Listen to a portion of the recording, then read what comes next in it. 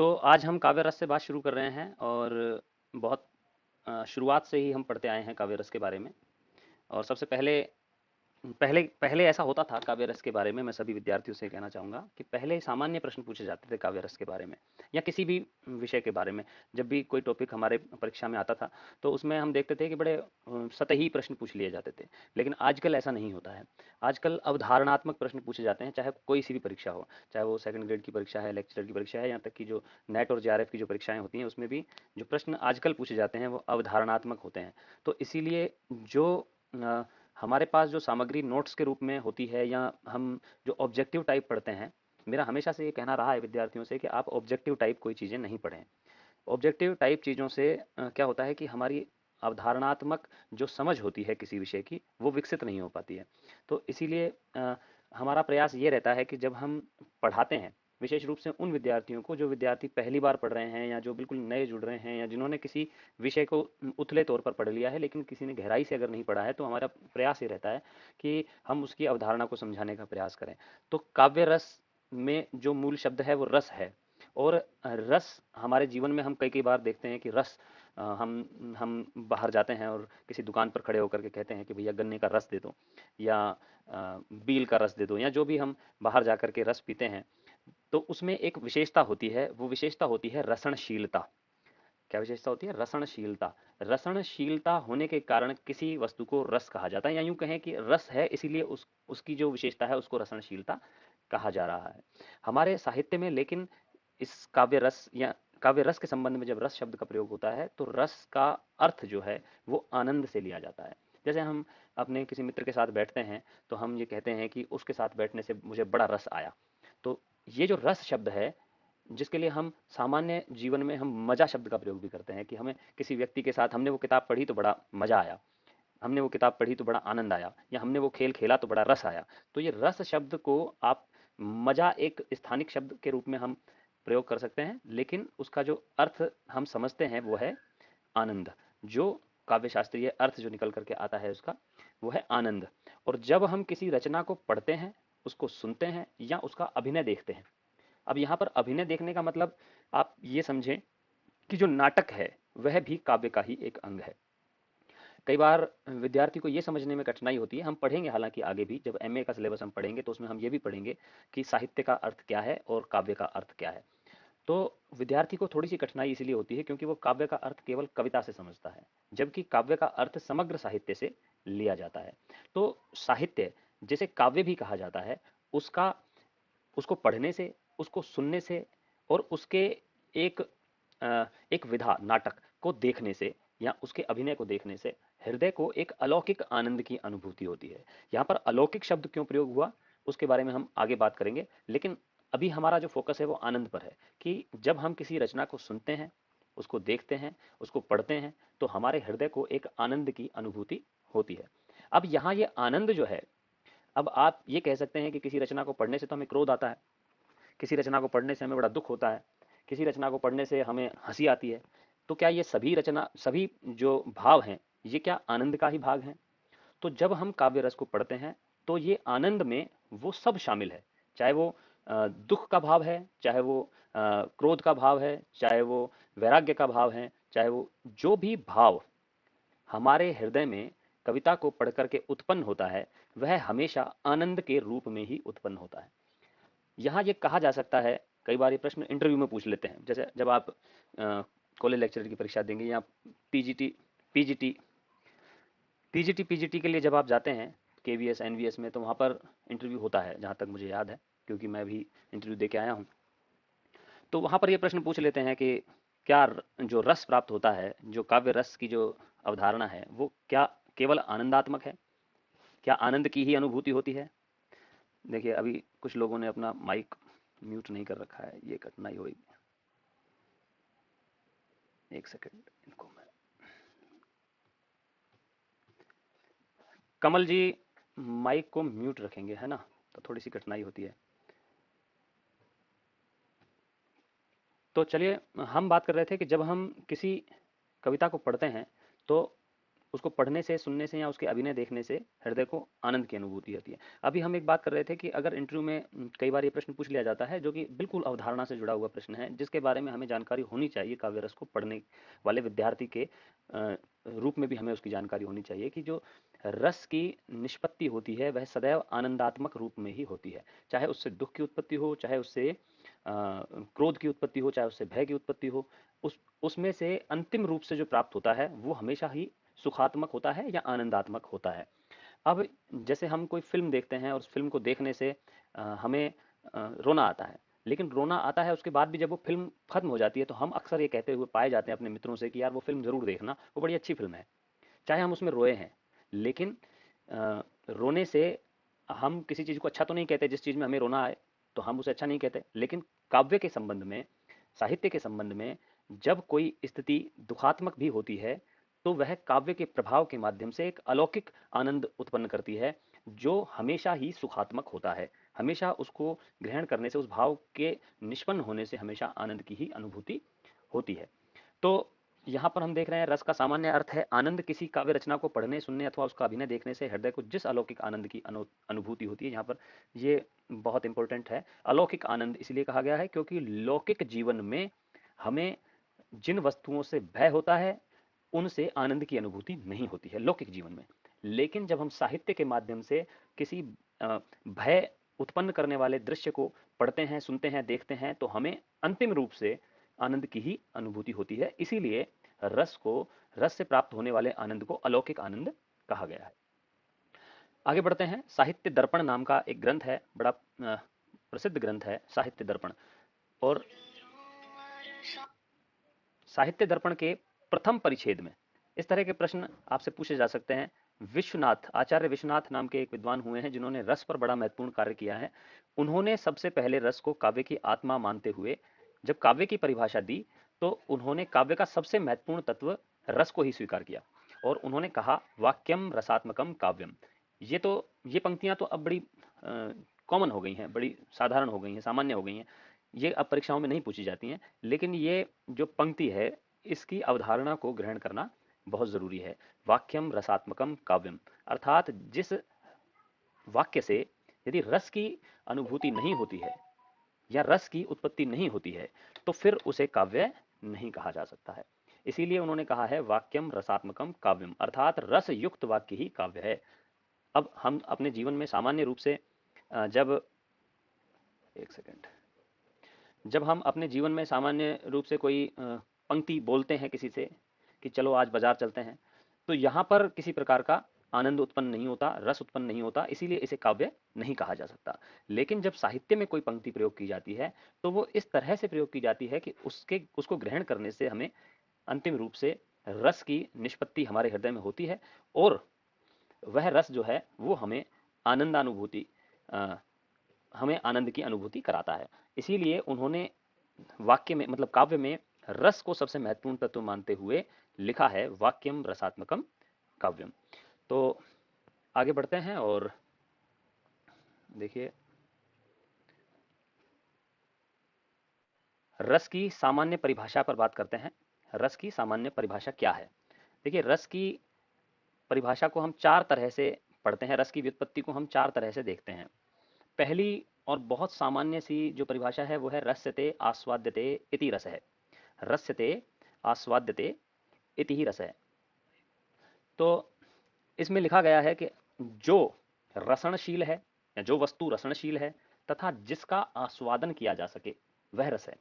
जो रसनशील है अर्थात जिसमें रसनशीलता का गुण है और जिसका आस्वादन किया जा सके। जैसे हम सामान्य हमारे मधुर पदार्थ कोई ऐसे हों, कोई गंध हो, कोई द्रव पदार्थ हो जिसको ग्रहण करने से जिसको आस्वादन किया जा सके और जो रसनशील हो अर्थात जिसमें प्रभाशीलता हो, जिसको हम अगर नीचे गिराएं तो जो बह जाए, उसे कहा जा सकता है इस परिभाषा के अनुसार रस। तो इस परिभाषा के हिसाब से तो सभी जो रस हैं, चाहे वो काव्य रस हैं और चाहे हमारे लौकिक जीवन में जो रस होते हैं, वो सभी रस इस परिभाषा के दायरे में आ जाते हैं। इसीलिए ये जो परिभाषा है ये इसकी सर्वमान्य परिभाषा नहीं है, काव्य रस की सर्वमान्य परिभाषा नहीं है। ये रस की परिभाषा है लेकिन काव्य रस की अंतिम परिभाषा इसे नहीं कहा जा सकता। अब हम दूसरी परिभाषा की बात करते हैं। दूसरी परिभाषा है रस्यते अनेन इति रसः। रस्यते अनेन इति रसः अर्थात जिन पदार्थों द्वारा, यहाँ पहली में आप देखें जिसका आस्वादन किया जा सके, यहाँ दूसरी पंक्ति जो है या दूसरी जो परिभाषा है उसमें लिखा गया है रस्यते अनेन इति रसः अर्थात जिन पदार्थों द्वारा आस्वादन किया जाता है वे रस हैं। जिन पदार्थों के द्वारा, तो अब उनको भी रस कहा जा सकता है जिनके द्वारा, यानी कि जो माध्यम है। अब वो कौन कौन सी चीजें हैं? शरीर, राग, शब्द। देखिए, शरीर के माध्यम से हम रस ग्रहण करते हैं। राग, राग का मतलब है राग के माध्यम से हम संगीत का रस ग्रहण करते हैं। शब्द, शब्द के माध्यम से हम काव्य का रस ग्रहण करते हैं। तो इस तरह से जो पदार्थ रसनशील हैं, जिनको आस्वादन किया जा सकता है वो भी रस हैं, और जिनके द्वारा आस्वादन किया जाता है उन्हें भी रस कहा गया है। तो यहां पर उन वस्तुओं को भी रस कह दिया गया है जो माध्यम है। लेकिन चूंकि केवल माध्यम होने पर हम शब्द को रस नहीं कह सकते यदि उसमें से हमारे हृदय को आनंद की उत्पत्ति, हमारे हृदय को आनंद की अनुभूति नहीं होती है। तो इसीलिए ये जो परिभाषा है यह भी एकांगी है, अधूरी है। इसके बाद आप देखिए जो तीसरी परिभाषा है रस की, और रस की एक सामान्य विशेषता को बताती है कि रसति रसयति व रस है। रसति रसयति व रस है। रसति का मतलब है जो पदार्थ व्याप्त हो जाते हैं। रसयति का मतलब है जो पदार्थ व्याप्त कर लेते हैं। जैसे जल है, जैसे जल है, जल में आप कोई वस्तु डालें, जल में आप दूसरे रंग का जल डालें तो वह उसमें व्याप्त हो जाता है। या जल में आप कोई ऐसा पदार्थ डालें जो घुलनशील हो तो आप उसमें डालें तो वह व्याप्त हो जाता है, यानी कि उसमें घुल जाता है। या वो पदार्थ जो व्याप्त कर लेते हैं दूसरी वस्तुओं को, उन्हें भी हम रस कहते हैं। यहाँ पर 3 उदाहरण लिख दिए गए हैं। जल जैसे, या पारा, या कोई द्रव पदार्थ, उसे भी इस परिभाषा के आधार पर रस कहा जा सकता है। और जो चौथी जो इसकी सामान्य परिभाषा है वो हम कह सकते हैं कि वो सबसे महत्वपूर्ण परिभाषा है, क्योंकि उसमें लिखा हुआ है रसनम आस्वाद है रस है। रसनम आस्वाद है रस है अर्थात आस्वाद ही रस है। आस्वाद ही रस है। ये प्रश्न कई बार पूछा जाता है परीक्षाओं में कि रस आस्वाद है या आस्वाद्य है। रस आस्वाद है या आस्वाद्य है। आस्वाद का मतलब है आनंद, और आस्वाद्य का मतलब है आनंद का माध्यम, आनंद का कारण। तो रस आनंद का कारण नहीं है, रस आनंद का ही नाम रस है। तो यहां आस्वाद ही रस है, ये कह करके इसकी जो परिभाषा है उसमें इसके स्वरूप को स्थिर करने का प्रयास किया गया है। रसनम आस्वाद है रस है। यहां पर लिखा गया है कि रस आस्वाद है।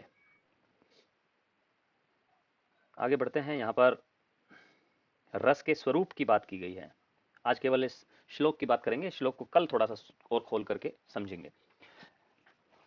ये देखें, एक उपनिषद की बात आती है, तैत्रीय उपनिषद। जो जीके पढ़ते हैं उन विद्यार्थियों को पता होगा अच्छे से, जीके पढ़ने वाले विद्यार्थी, तैत्रीय उपनिषद, इनका बड़ा नाम आता है जब हम इतिहास को पढ़ते हैं। और जीके में जब आप पढ़ते होंगे तो उसमें उपनिषदों के नाम आते होंगे, ब्राह्मण ग्रंथों के, आरण्यकों के नाम आते होंगे। तो एक ग्रंथ है तैत्रीय उपनिषद जो है, उसमें ब्रह्म को रस स्वरूप कहा गया है, और कहा गया है रसो वै सह। रसो वै सह अर्थात वह ब्रह्म स्वरूप है, नहीं, अर्थात वह रस रूप है। वह कौन? ब्रह्म। ब्रह्म रस रूप है। ब्रह्म का जो स्वरूप है वो रस है, अर्थात ब्रह्म जो है वो आनंद स्वरूप है। ब्रह्म को जो प्राप्त करता है व्यक्ति अपनी साधना के माध्यम से, कबीर की तरह वो अपने मन में प्राप्त कर लेता है, या वो मीरा की तरह मूर्ति में प्राप्त कर लेता है, या वो तुलसी की तरह राम को, जिसको कहते हैं वो अगुनही सगुनही नहीं कछु भेदा, तो वो सगुण रूप में जिसको प्राप्त, ब्रह्म को प्राप्त कर लेता है। कोई सगुण में प्राप्त कर लेता है, कोई निर्गुण में प्राप्त कर लेता है, कोई घट में खोज लेता है, जैसे कबीर घट में खोज लेते हैं। तो जो उसे खोज लेता है वह आनंद रूप हो जाता है। वह सभी प्रकार के मोह माया से, सांसारिक वासना से, सभी प्रकार की तृष्णा से, इच्छा से, सभी प्रकार की लिप्साओं से, ईप्साओं से वह दूर हो जाता है। और जब सभी प्रकार की लिप्साएं मनुष्य से समाप्त हो जाती। जैसा महात्मा बुद्ध के अगर आपने दर्शन को पढ़ा है तो वो तृष्णा को दुख का कारण मानते हैं, इच्छाओं को दुख का कारण मानते हैं। इच्छाएं जब समाप्त हो जाती हैं तो मनुष्य बुद्ध हो जाता है। अब बुद्ध होने का मतलब क्या है? बुद्ध होने का मतलब है रस रूप हो जाना, आनंद रूप हो जाना। आप बुद्ध के चेहरे पर देखें, कभी कोई कष्ट का भाव नहीं है।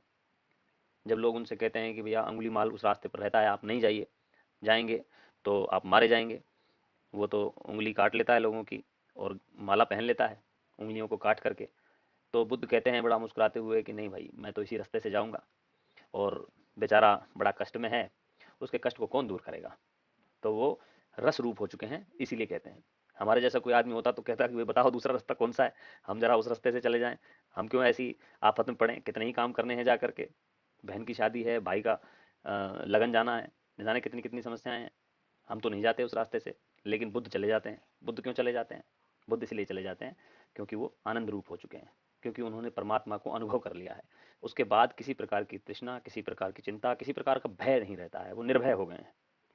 बुद्ध का मतलब अगर हम शब्द की गहराई में जाएं तो बुद्ध का मतलब है बोध हो जाना। जिसको बोध हो गया वही बुद्ध हो गया। और बोध किसका हो गया? बोध हो गया स्वयं के अंदर छिपी हुई उस परम शक्ति का बोध हो गया, जो व्यक्ति को आनंद रूप बना देती है। तो इसीलिए हम आनंद रूप है नहीं।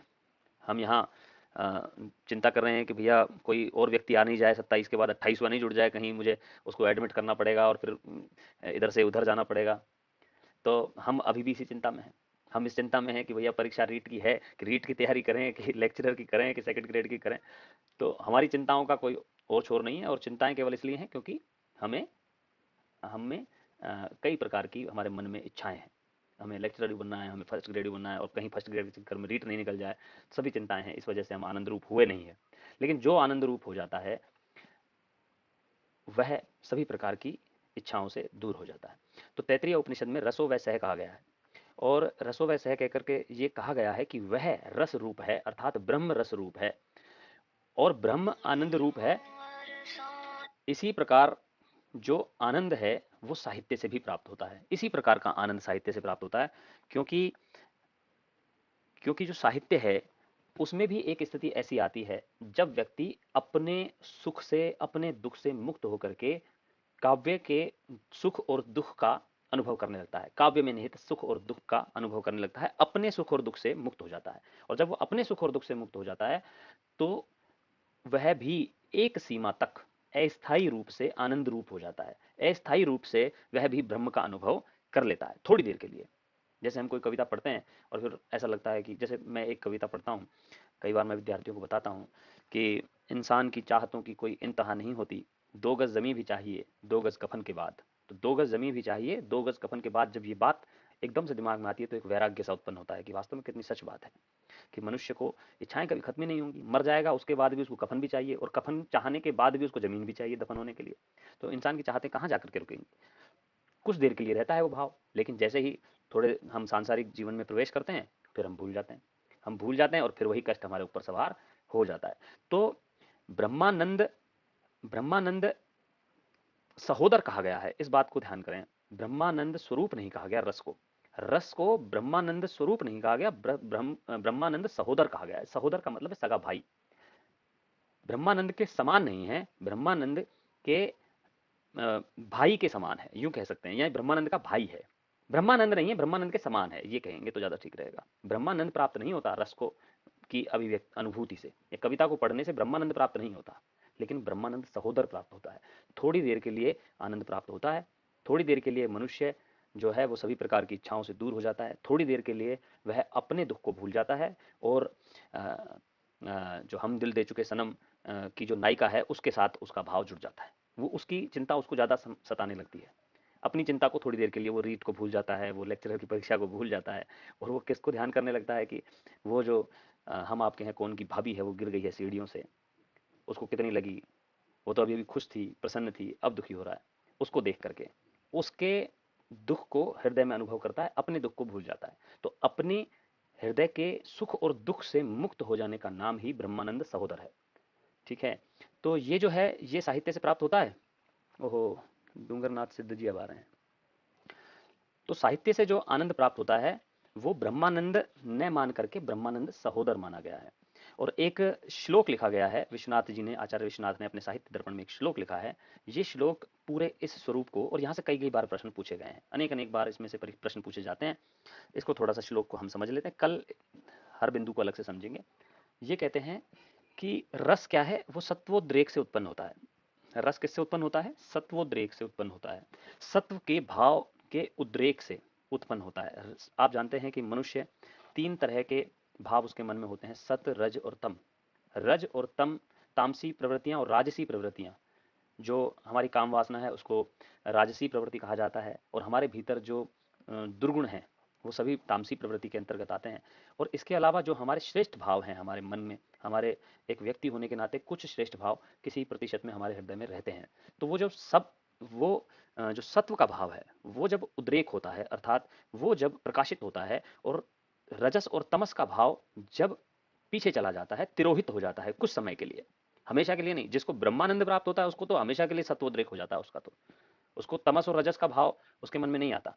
लेकिन जो काव्य के माध्यम से जिसके हृदय में सत्वोद्रेक होता है वो कुछ समय के लिए सत्वोद्रेक होता है। जिस समय में रस की उत्पत्ति होती है उस समय सत्वोद्रेक होता है, और जो राजसी और तामसी भाव हैं वो तिरोहित हो जाते हैं। तो सत्वोद्रेक के उत्पन्न, सत्वोद्रेक होने से रस प्रकाशित होता है। रस अखंड है। रस अखंड है का मतलब है रस के टुकड़े नहीं किए जा सकते रसास्वाद की स्थिति में। जिस समय रसास्वाद का अनुभव होता है अपने हृदय में, उस समय रस के अवयव हालांकि अलग अलग होते हैं। आप जानते हैं स्थायी भाव, विभाव, अनुभाव, संचारी भाव, ये चारों से मिलकर के रस बनता है। लेकिन जब रस बन जाता है तो फिर उस समय विभाव की, अनुभाव की, संचारी भाव की और स्थायी भाव की अलग अलग प्रतीति नहीं होती, उनकी प्रतीति अखंड रूप में होती है। रस अखंड रूप से प्रकाशित होता है। अलग अलग जब हम करने लगते हैं तो आप सच मानिए, जिस समय हम आपको बताएंगे, यहाँ पर हम आपको लिखेंगे श्रृंगार रस का उदाहरण लिखेंगे, और उस उदाहरण में से नीचे हम पता लगाएंगे कि इसमें आश्रय कौन है, इसमें स्थायी भाव क्या है, इसमें संचारी भाव क्या है। तो समझिए कि उस समय हम रस का ऑपरेशन तो कर रहे होते हैं, लेकिन हम रस का आनंद नहीं ले, मतलब उस रस का आनंद हमारे मन में नहीं होता है।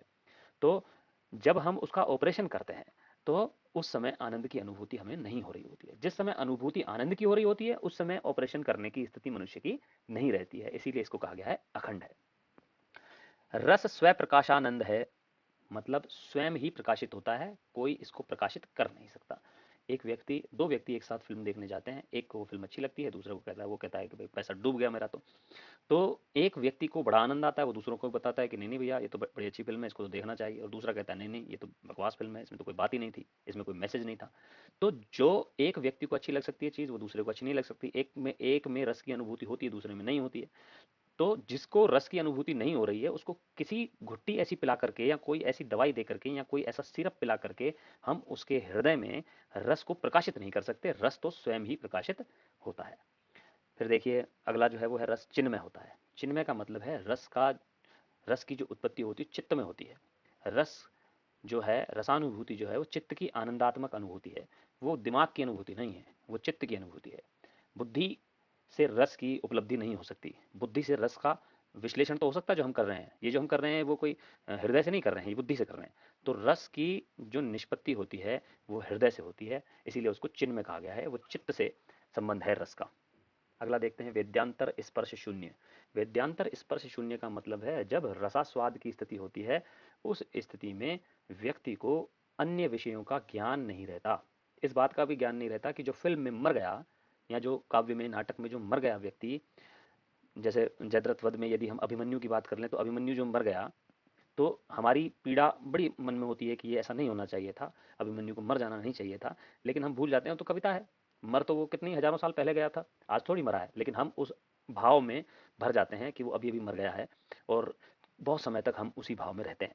तो जिस समय रस की अनुभूति होती है उस समय अन्य विषयों का ज्ञान नहीं रहता है। और भी बताऊंगा मैं, आगे बढ़ेंगे तो और उदाहरणों से बताने का प्रयास करूंगा। ब्रह्मानंद सहोदर या ब्रह्मा स्वाद सहोदर है। ब्रह्मानंद सहोदर है अर्थात यह मैंने अभी बताया कि वो ब्रह्मानंद नहीं है, ब्रह्मानंद सहोदर है, ब्रह्मानंद के समान है। क्यों? क्योंकि काव्य के माध्यम से जो रस की निष्पत्ति होती है वो क्षणिक होती है, वो कुछ समय के लिए होती है, फिर उसके बाद हम अपने जीवन में लग जाते हैं और फिर वह अनुभूति हमारे हृदय से लुप्त हो जाती है। लेकिन जब कोई व्यक्ति ब्रह्मानंद को प्राप्त कर लेता है, कोई कबीरी अंदाज में, कोई बुद्ध के अंदाज में, और अरे अनेक अनेक लोग हो सकते हैं। वो लोग मीरा की बात करें, मीरा को जिस आनंद की अनुभूति हुई है, वो जो अनुभूति है वो उसकी कविता के माध्यम से हमें नहीं होती है। हमें उसके कविता के माध्यम से जो अनुभूति होती है वो ब्रह्मानंद सहोदर है, और मीरा ने जो प्राप्त किया है वो है ब्रह्मानंद। आगे चलते हैं। लोकोत्तर चमत्कार प्राण, जो रस है वो लोकोत्तर चमत्कार प्राण है। एक सेकंड होल्ड करें, कुछ लोग अभी भी आ रहे हैं, बताइए। जो देरी से जुड़ रहे हैं मैं उनसे निवेदन करना चाहूँगा एक बार फिर से कि भाइयों थोड़ा सा समय से जुड़ जाएं, ऐसा नहीं करें, है ना, क्लास डिस्टर्ब हो जाएगी ऐसे तो। और समय से जुड़ जाएंगे। 15 15 मिनट पहले हमने जुड़ने के लिए कह दिया था कि भैया 15 मिनट पहले से जुड़ जाएं, है ना। हालांकि तकनीकी माध्यमों की अपनी सीमाएं हैं, कई बार नेटवर्क नहीं आ रहा है, कई बार हम स्थिति में नहीं है, कोई अचानक से रिश्तेदार ही घर में आ गया है, तो कई कई कारण हो सकते हैं। खैर, तो आप कल से थोड़ा सा प्रयास करेंगे कि हम समय से जुड़ जाएं, अगर आपको आगे पढ़ना है तो। नहीं पढ़ना है तो कोई बात नहीं जी। राम हरी जी आ गए हैं शायद, है ना। ठीक है भाई, ठीक है। और लोकोत्तर चमत्कार प्राण के बारे में बात कर रहे थे कि लोकोत्तर चमत्कार प्राण क्या है। लोकोत्तर चमत्कार प्राण का मतलब होता है कि जो रस हमें अ, सामान्य जीवन में जब हम किसी अवस्था से गुजरते हैं, सामान्य जीवन में हम जब किसी अवस्था से गुजरते हैं तो हमें जो परिस्थितियां कष्ट प्रदान करती हैं, वही परिस्थितियां जब हम काव्य के माध्यम से देखते हैं, सुनते हैं, पढ़ते हैं, तो उसी से हमें आनंद की उत्पत्ति होती है। तो एक अलौकिक चमत्कार उत्पन्न होता है जो लोक से नहीं है, जिसका संबंध, हम हमारे घर में किसी की मृत्यु हो जाए तो हमें बड़ा दुख होता है, और हम कई कई दिनों तक उसी दुख में रहते हैं, और अपने जीवन भर कभी नहीं कहते कि उस दिन हमें बड़ा आनंद आया था। लेकिन जब काव्य में कोई व्यक्ति गुजर जाता है, जिस किसी की मृत्यु हो जाती है, किसी का निधन हो जाता है, तो हम दूसरे से भी कहते हैं कि उस हिस्से को जरूर पढ़ना या उस हिस्से को जरूर देखना जिसमें उसका निधन हुआ है।